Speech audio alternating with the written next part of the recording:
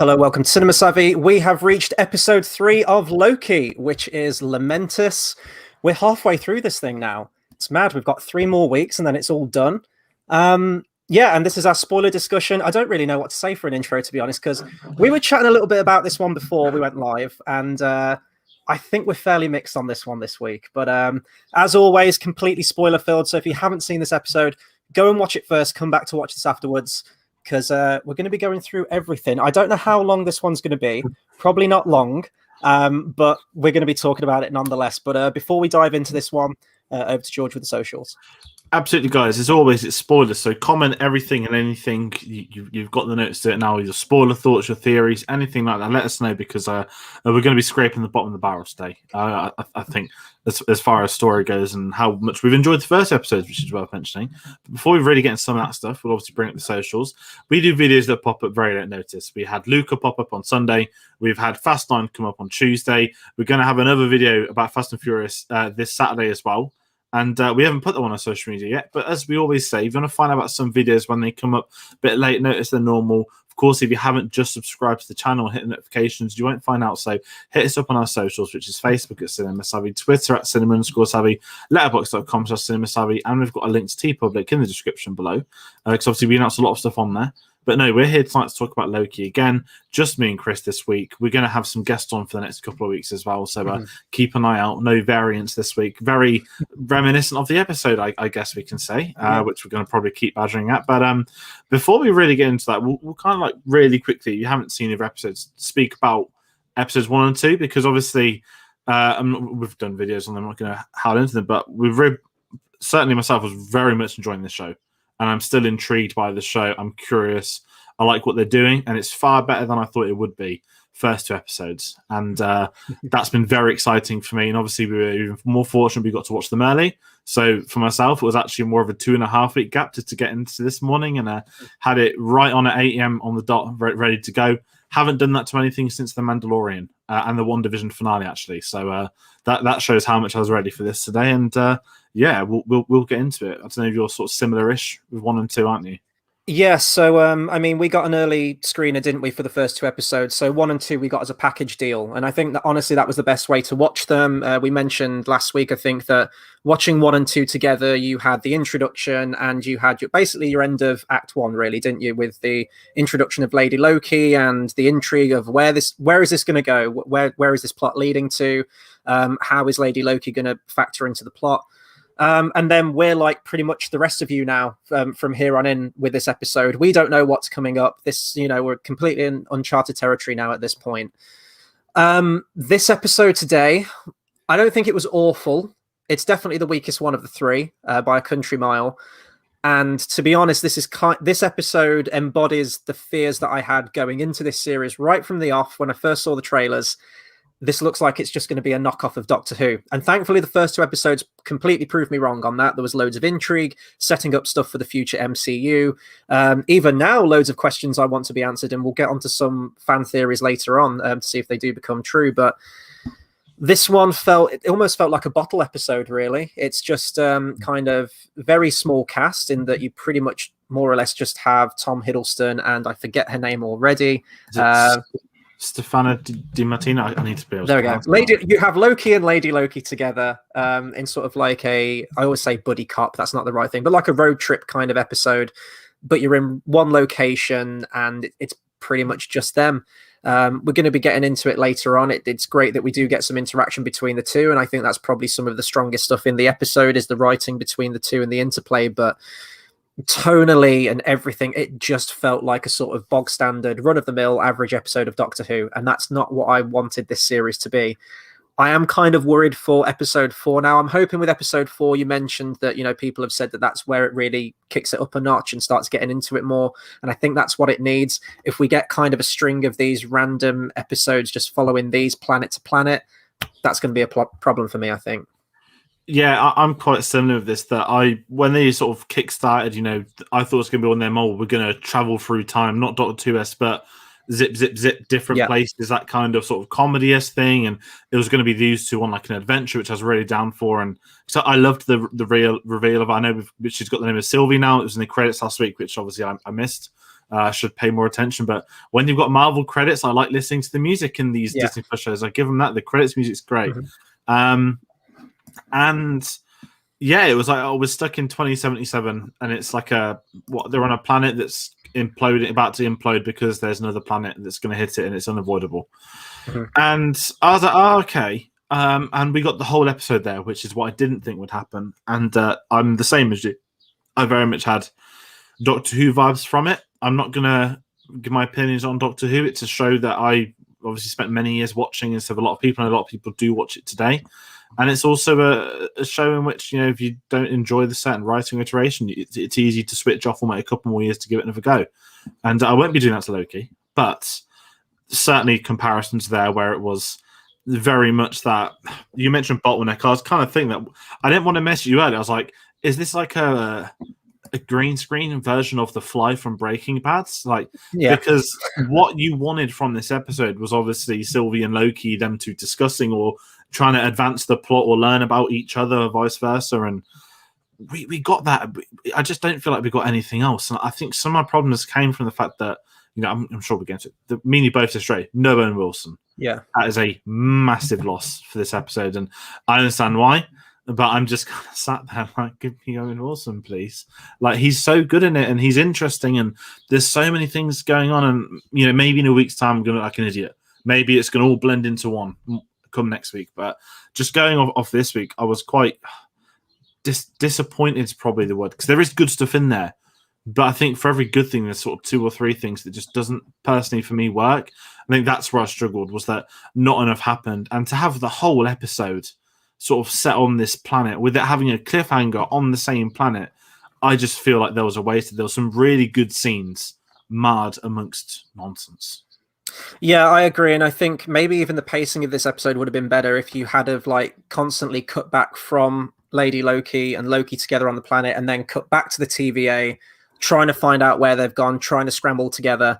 And that did kind of let me down at the beginning of this episode, actually, where they're making their daring escape, and you've got the I'm not good with names on this, but the head of the TVA, essentially, we saw her at the end of last episode, where she goes to the side of a desk, grabs a katana, and it's like, oh, she's about to throw down. And in the TVA, which is meant to be this, you know, this sacred thing, this sort of like preservation thing that's helped keeping the timeline in check with all of this, basically like a Judge Dredd force that go out essentially and get it all done. These Minutemen, and they're just completely incompetent and just get taken out straight away. It's like the least bit of a security breach that you have, and all of these people are instantly taken out by Lady Loki.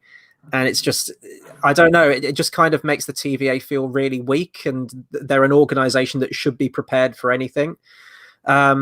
That being said, you know, I've mentioned other weeks that Loki just feels really weak and passive in the first 2 episodes.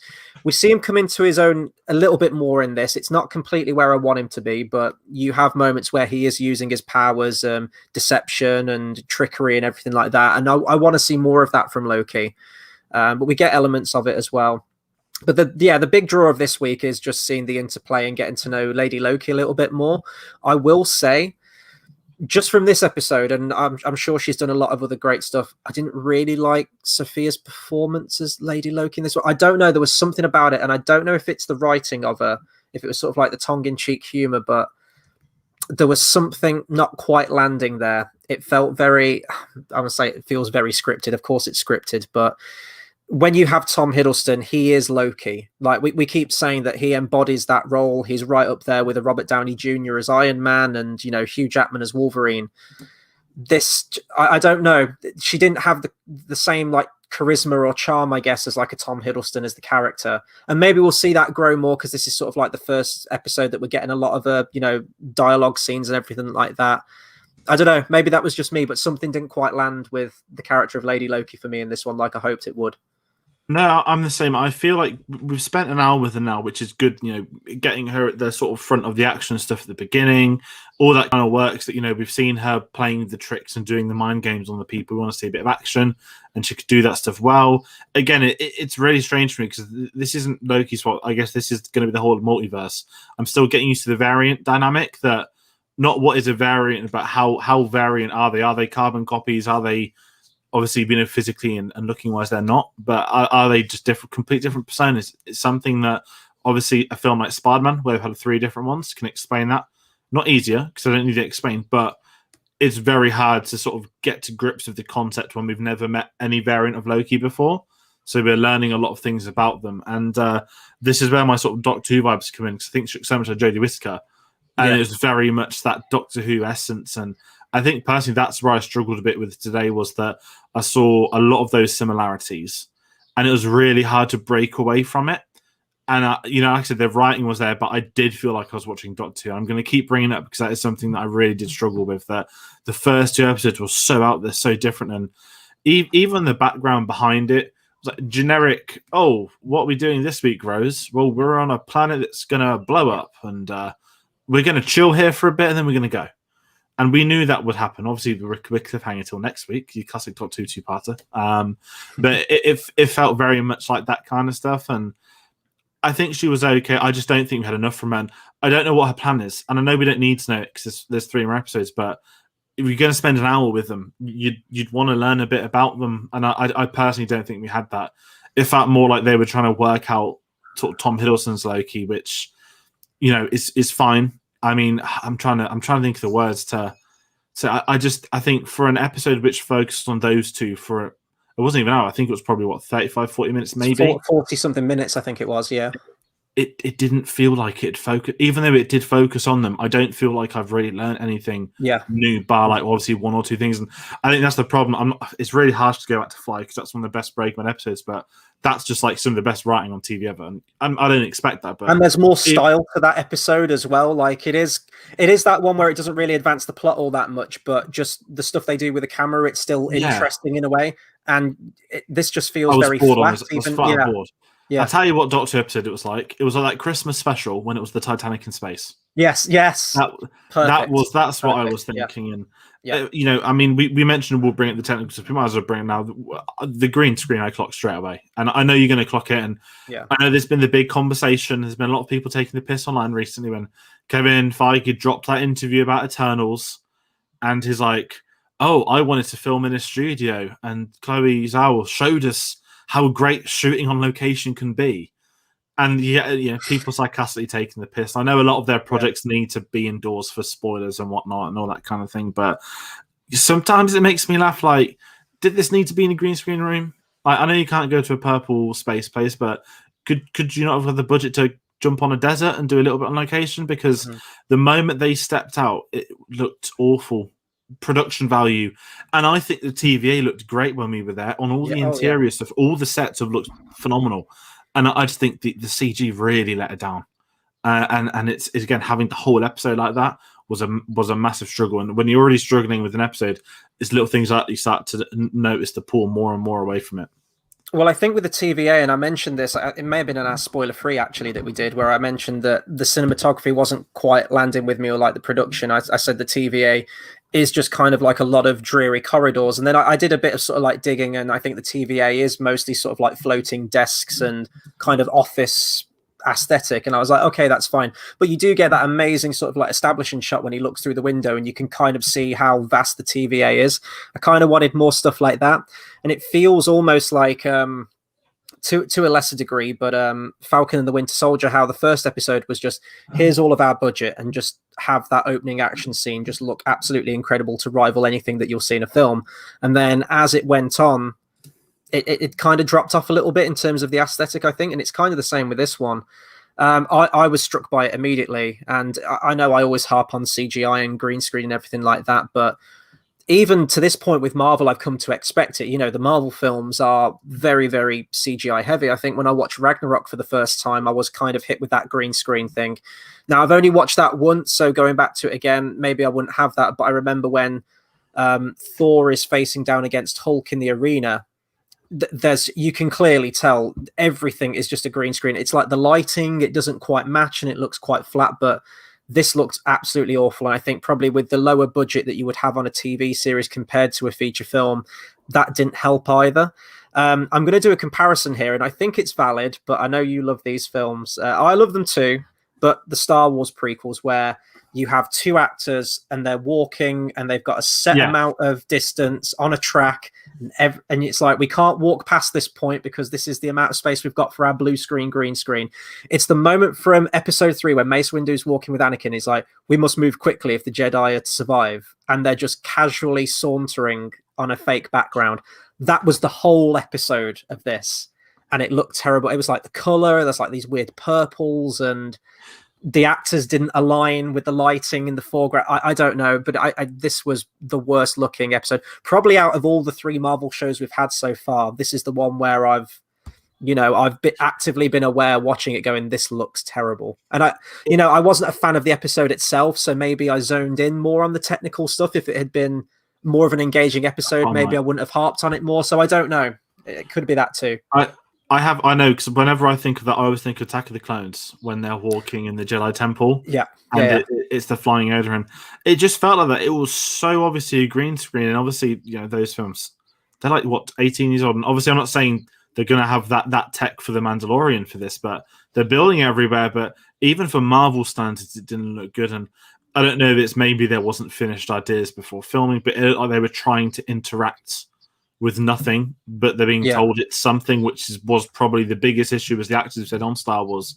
It was being told, you're interacting with this, but there's no visual signifier of it. It's just told that is what it's going to look like. And then you look at Mando as well. Like, Mando looks fantastic. You have no moments like that in Mandalorian. They build everything in the foreground, and obviously they've got the new tech, but you don't look at Mandalorian and go, that looks terrible. It looks just as good, if not better, as some of the films. And WandaVision as well looks... I mean, I think of the 3, that's the most expensive one, and they built a lot of sets for it. But they could have. I mean, you had little moments, of course. We have the flying fight in the final episode, but that's what you expect from like witches flying in the sky. It's never going to look great, personally. But I think that's the problem, is that because I wasn't homed on the episode. You know me, I'm willing to let things like that go on the sly. Like, if I'm insane, it can go. But when you're really struggling the episode and you're noticing things like it just builds up and up. One thing I want to mention, which has obviously been the really big thing online, is that in this episode, we've obviously discovered that the character of Tom Hiddleston's Loki is bi, which has been a massive thing for a lot of people online. Some people wondering, is the first openly gay Marvel character? It's not, because of that Russo cameo in Endgame.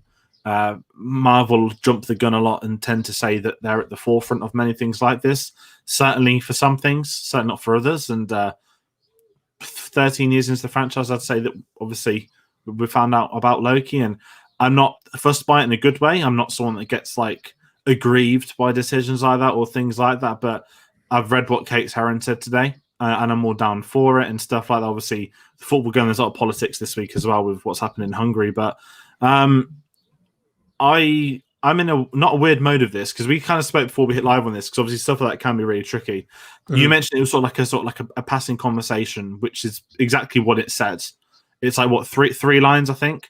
If they're going to build off this, I'm really down for it.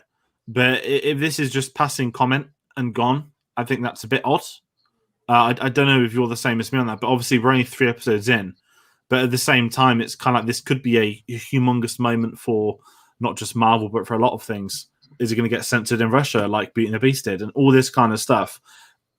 I don't want to sort of hold it on like Kate Herron at all. But Marvel as a company, if it's just like, yeah, we'll let the passing line go in there, then say that we've done all this again, that's not how it works. Yeah, and I mean, if people in that community, like, maybe some people see this as like a vitriolic thing, like finally, like they've confirmed that Loki is bi. As a fan of the MCU, just watching it, I was like, oh, okay, like it's fine. Like, to me, it's not like a massive deal. I guess it's cool that they've sort of like confirmed it within universe, but I was like, yeah, if you are going to make a character bi in the MCU, then Loki seems like I always kind of assumed that anyway. Like, I don't know, like, I guess you get like a sort of a verbal confirmation in this one. But I was saying to you beforehand, and it's the age-old question, is any representation better than no representation? And I was kind of thinking, if they wanted to be this, this champion of, we're going to make a bi character in the MCU and have it be a big deal and challenging everyone's perceptions on it, then they could have done something like that from the first Thor film and had it always be a thing.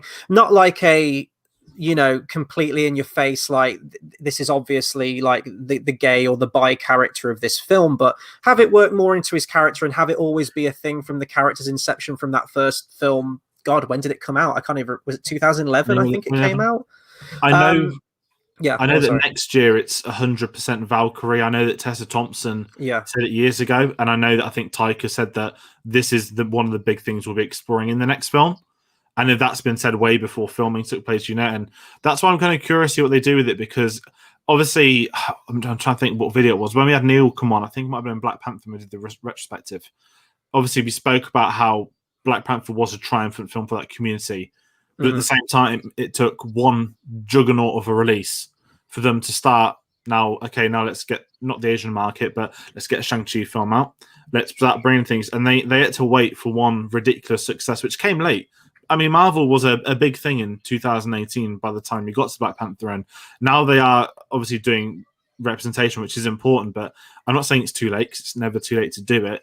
But I don't think Marvel's at the level they say they are yet. I think they're certainly making moves, and I think, I don't know if this sounds weird, not that it's their responsibility, but as one of the biggest media outlets, I would say, in the world right now, or franchise is certainly the biggest franchise. It's very interesting that it falls them. And I saw an incredible report, which I'm going to bring up on our Fast and Furious video on Saturday, where a lot of insiders in Hollywood reckon that actually the Fast films have done more for diversifying cast than any other franchise, and it's never ever been a conversation piece. And I had to sit back and think about it. And I was like, yeah, like that's a really good point. So we'll speak about that on Saturday. But it's a completely different video to hype up Fast 9 once more. But it's just something with Marvel where you never know. Like, obviously, I'm not saying meaningless words, but we know what Disney can be like as a company. And we know that some companies, Warner Brothers, they can jump on that moral high ground when they've got no right to be near it. I don't think Marvel's at that level yet, but certainly I'm intrigued to see if they follow this up across this series or future series or anything, because I'm very intrigued. But obviously, if anyone's not seen Kate Herron's tweets, she's bisexual as well, and said that's something she really wanted to get into the show. And fair play for her for pushing for that, and Marvel for allowing it to happen. And also Tom Hiddleston, I'm not. I don't know. It sounds really awkward, but not saying he's into that. But how many actors would get funny about things like that? Whereas any interview I see Tom Hiddleston in, he just seems like a really sound, down to earth guy. And again, I can imagine him being a champion of that, where he'd have encouraged that too. So I think for a couple of lines to get a conversation off it, I really hope they follow it up. Yeah, and I think, the character of Loki, fundamentally, like the god of mischief, like he probably would try and seduce people, and he wouldn't be beholden to one sex. Like, that just makes sense. And I think that even goes to like the mythology as well. I think a lot of them were kind of like bisexual, maybe in Norse mythology. I don't know, I haven't done loads of reading, but it just kind of fits for his character. What I'm saying is, I don't think that two sentences of like, has there been a girl back home or a boy? It's like a bit of both. And that's it. I don't see that as this huge championing thing for cinema and the MCU and representation. It just kind of feels like a tidbit. It's just like, we've had Loki for 10 plus years, and he's bisexual as well. It feels like not the Han Solo, sorry, the Lando Calrissian thing. Do you remember the whole thing when Solo came out, and it was like, Lando Calrissian's pansexual because he's kind of hanging out with a droid, and it's just like, okay.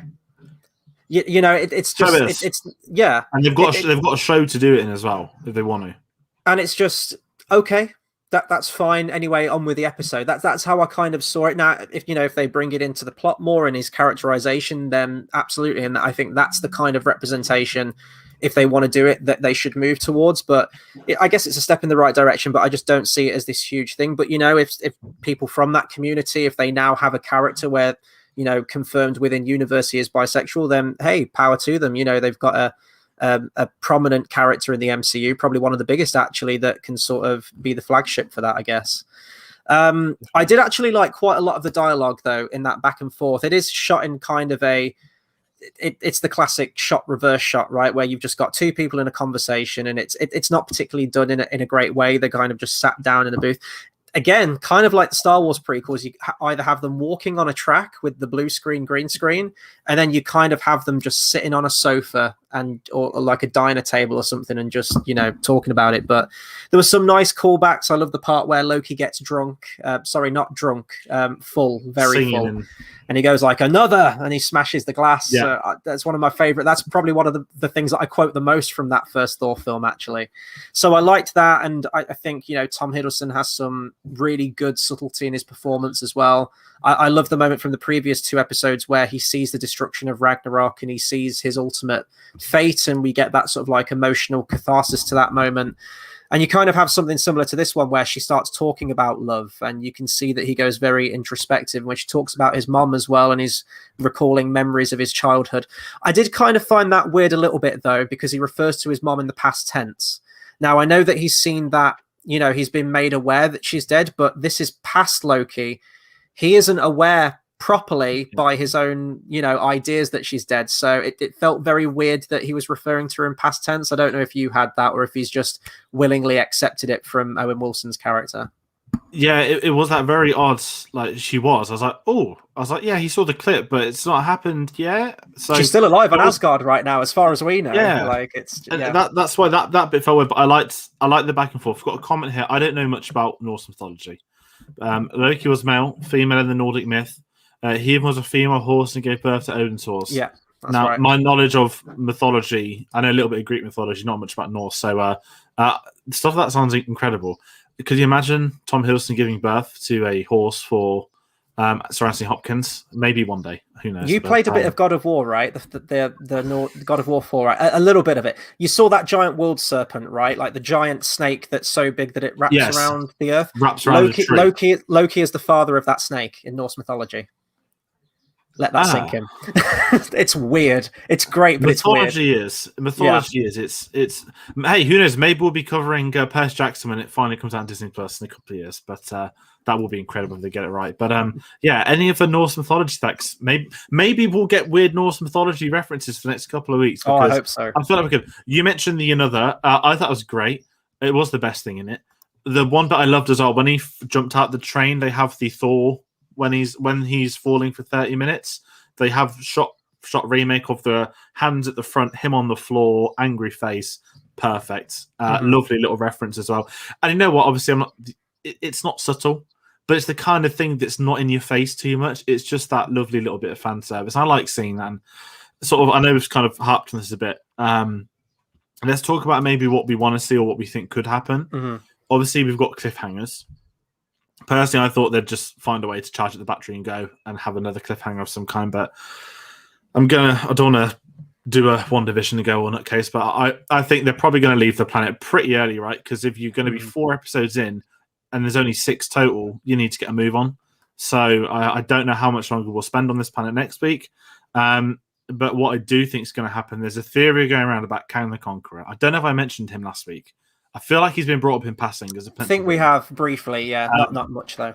There's one of my friends sent me a video which I showed you before we hit live, which is this really deep Kang theory. It came from TikTok. I don't have TikTok, so I can't credit the person that did it because I don't know what their things are. But essentially, we know that Kang's going to be in Ant-Man Quantumania, and this deep theory is basically saying that he is the time. I keep saying Time Lords. It's the it's basically timekeepers. Timekeepers. That's it. Maybe Timothy Dalton will be one of the 3. Who knows? But it's one of them where they're basing it's Kang again. But there's this clip from Ant-Man 1 or 2. It's got Michelle Pfeiffer, and they're saying there's a city behind her, and they're saying this city is the TVA. And basically, this theory is not just that Kang's the villain, but this theory is that the TVA is set inside the quantum realm. And that's how they could do the time travel. That's how time moves differently. All this kind of stuff is a really good theory. And I'm 100% behind it. I know they made a little hint today that everyone in the TVA is a variant, but no one knows what they're a variant of, which is, I think, kind of intriguing. If they, again, want to delve into that next week, probably. But I'm not theoried out, but I think there's a lot of... You said it best, right? Is Kang going to be the Mephisto for Loki? And I think that's probably the best way to sort of bring it up, maybe. Yeah, I was actually just checking the confirmed cast list for Quantumania, and maybe they'll add more. I was really hoping to see an Owen Wilson on there. I mean, if we get that, I mean, it's as good as confirmed at this point, right? You showed me this video before we went live. I love it. I love theory videos like that, and This one goes deep though. Like, I didn't know there was a city in the quantum realm. Granted, I've only watched that film once, and I was kind of comatose all the way throughout Ant-Man and the Wasp. I wasn't a big fan of that film, but yeah, I mean, if it gives, and I love when people can speculate about stuff like that as well. That's sort of like part of the joy of these TV shows. But I just don't want Kang to turn into another Mephisto. You know, I'm still holding on hope for Mephisto. You know, even from episode 1 of this show where we got that stained glass window with the devil. Thought, oh, it's happening, and it's not happening. But I don't know much about Kang, in all honesty. Like, I know the character visually, but I don't know anything that he's done. And it sounds like they're if he is one of the timekeepers, then it seems like they're kind of playing fast and loose with the comic book stuff. But they've done that before in the MCU. They've chopped and changed certain things to make it work for the film. So I'd love it if it is true. I guess we'll have to keep watching and waiting and seeing. I'm trying to think if there was anything else I can add to this episode. I was going to bring up one thing. It's kind of before they get on the train for this thing. Loki's meant to be the god of mischief, right? And, you know, deceptions, and be very good at it. That's why he's the god of it.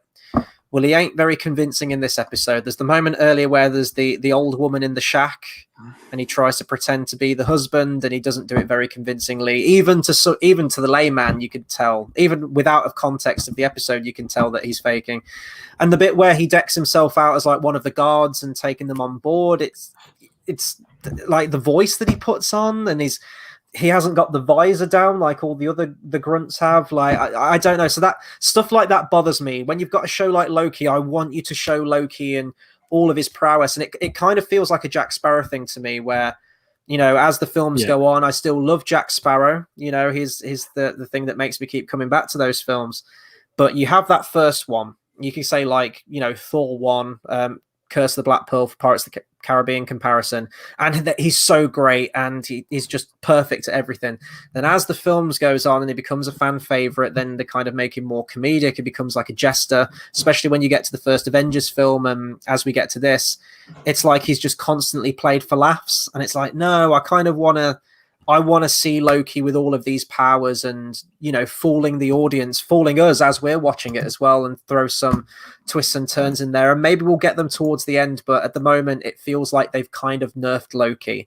And this isn't nerfed Loki. This isn't Loki at the end of Infinity War, as we keep saying. This is right hot off the heels of the Avengers. This should be evil Loki in his prime, humbled from Avengers 1, but still very much evil Loki. And I don't feel like we're getting that. He's playing it, and maybe it's written this way, he's playing it in a very much a way that feels like it's a Loki continuing after Infinity War. Yeah. And that's not what it should be. He's not playing it in the same way as he did way back when those films were fresh. That's something I've noticed more and more. It's less and less 2012 Loki. It's kind of like, oh yeah, we showed you your future, and now you're basically already that character. And I'm still trying to get used to. I'm expecting some like villainous stuff in there. Really want to quickly bring up this comment. The town in Ant-Man is Chronopolis from the comics. It's Kang's town. It is in the quantum realm. I don't think the TV town is the same. Interesting. But what that has confirmed, someone that does know the comics for Kang like me, is that we know that he does chill in a town in the quantum realm. So I'm very intrigued. I think there's a bit of weight to this theory. The way the dialogue was sort of matching from the other films, it wasn't like passing common word like the or this. It was very specific about time moving differently. And that's a very Marvel-esque thing. So I'm curious. You know, we'll know for sure in the next 3 weeks, right? I hope this doesn't obviously become a prelude to Ant-Man 2 at the same time. That'd be really awkward if it just started hyping up another Ant-Man film. But yeah, I don't know if there's anything else to say on this episode. I just think it might be one of those in retrospective in a week or two. It might look a lot better when it's grouped with the others. I just think for what we've seen in the first two, it felt like a step backwards from some of that really exciting unknown territory to the very stereotypical, I've seen this done so many times stuff. So I'm still with the show. I'm still on it. I'm not worried yet. But if we got to next week and not much has happened, the last 2 episodes, I'd be a bit nervous. Yeah, for me, I think, you know, Tom Hiddleston's still great. You know, even with the material he's given, he always turns in a great performance. I wasn't too keen on Sylvie's character so far, but maybe she'll grow on me as the episodes go on. I think because the first 2 set up so much intrigue and interesting plot points as to what we hope would get a payoff, to then just have a kind of not going to say disconnected because it is still kind of connected, but just a random adventure with just these two characters where not much feels like it's been achieved by the end of it, and we haven't really had much of a takeaway. It hasn't really set us up in an intriguing way. We still don't know why. I mean, was there any payoff to when she kind of time bombed the timeline and had all those branches coming off it? Exactly. Didn't really. Was that all just a distraction so she could get into the TVA and try and get behind those doors? Was that all she did that for? I feel like especially when they show it in episode 2 with all the branches coming off, that's massive ramifications for the MCU and the timeline. And it didn't feel like they kept up that urgency that was set up from the end of episode 2, where it was like all, dire straits at the end of that, like all hope is lost. The timeline's completely fucked in every way. And it's just, we haven't followed that up yet. So hopefully next episode we go back to that. Maybe it's going to be like that episode in WandaVision, where I think it was 3 episodes in and we're kind of like, what's this all about? Then you had episode 4, put everything in context. Hopefully we get something like that. But yeah, I wasn't keen on the cliffhanger with this one. It didn't kind of hold my attention as much as the previous 2. I guess that's all we can say on episode 2. We promised you it'd be a short one, 35 minutes. It's thereabouts. But maybe you love this episode. And if you have, please do let us know. Be sure to comment along. Comment below. Let us know your thoughts on this episode, where you think it's shaping up, and any other theories that you may have. Like, comment, share, and subscribe as always. And as always, every Wednesday we'll be live at 8 p.m. British Standard Time for our Loki discussions. As I mentioned, we've got another 3 weeks on this thing. So I'm hoping they pull it out of the bag. I'm sure they will. I'm sure it's going to pick up, especially because after that point, that's the first chunk of these Disney Plus shows done, really. There's a whole lot more. We've got She-Hulk, Moon Knight, Ms. Marvel, Hawkeye, to name but a few. There's way more coming out, but and then obviously we're going to be getting into the Marvel films as well, with Black Widow coming out and the Eternals and Spider-Man, where hopefully we're going to get that multiverse in that film. Marvel's not going anywhere, and neither are we, so we're going to be covering it all as we go through on the channel. What else have we got coming up, George? We have, as every Tuesday, we have our James Bond retrospective reviews. We've got Moonraker coming next week. Spy Who Loved Me went up last night, so have a check of that. That was incredible. We had Tom on from A to Z. Moonraker is going to be done with the Really 007 podcast. We've got 2 of the guys coming on for that, so we'll have a little bit more details on social at the end of the week, as we always do. But if you haven't seen Spy Who Loved Me, have a check of that. And aside from that, I've had a couple of new films out recently. There's this little family film coming out called Fast 9. Out in cinemas tomorrow. There's a review on the channel. Oh, God, sorry, I hit the microphone. There's a review on the channel, spoiler free. It's just me sort of not coming up with the words for 20 minutes because it's a remarkable piece of filmmaking, if you can call it that. And we were kind of chatting. I did make it in the videos like we're gonna speak to Chris about doing something. It's gonna be a spoiler discussion, not the kind of like here's our theories, here's this. It's gonna be chilled out. Talking Fast 9, probably some of the other Fast films amongst the chat. Yeah. The ridiculous. If I can remember them, that's the thing. If I can remember them in so long, that's going to be this Saturday. It's just going to be a chilled out discussion on Fast and Furious 9. It's going to be good fun. Gives you all a couple of days to go to the cinema to watch it, to take it in, to have a think, to revalue filmmaking, and to then come and listen to us talk some more about it, because it's. The words still aren't there. I don't know what it is. I keep saying it's a masterpiece of some kind, but it's not been invented yet, that kind. I can't wait. I'm seeing it tomorrow night. Actually, I will be in the cinema 24 hours from now, getting ready to watch it in about 10 minutes time. So my body's ready, but I don't know if it's going to be ready by the time I'm actually watching the film. I can't wait to talk about that. I know you did your review. I watched it as well to sort of get me hyped for it. 20 minutes isn't enough to talk about that film. I haven't even seen the film yet, and I already know that 20 minutes won't do it justice. So yeah, that's going to be a really fun discussion. I think we knew deep down that we'd have to do some kind of video just to sort of get everything off our chest. I'm getting hyped right now and having the oh my god. Anyway, let's wrap this video up. This is Loki. As always, if you want to follow us for all of these videos that we've got coming out and times and everything like that, as we say, sometimes we're last minute. We organize quite a lot of stuff, but sometimes things slip through the cracks and it's quite spontaneous. Follow us on Facebook at Cinema Savvy, Twitter at Cinema_Savvy. We're on Letterboxd as well, .com/Cinema Savvy. And of course, if you want to pick up any merch, TeePublic link is in the description down below. That'll do it for us for this week. Thank you to the people that have tuned in and commented along as well. Until the next video, we'll see you guys next time. Take care.